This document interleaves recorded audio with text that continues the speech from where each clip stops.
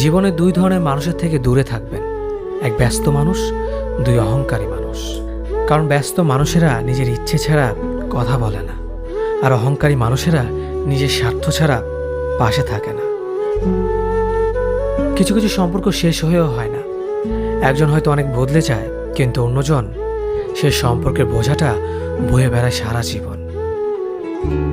যে তোমাকে ভালোবাসে তাকে কখনো ঘৃণা করবে না, যে তোমাকে বিশ্বাস করে তাকে কোনোদিনও ধোঁকা দিও না। সব সহ্য করা যায়, কিন্তু প্রিয় মানুষের অবহেলা সহ্য করা যায় না। একতরফা ভালোবাসাগুলো এমনই হয়, একজন পাগলের মতো ভালোবেসে যায়, আর একজন পাগল ভেবে শুধু অবহেলা করে যায়।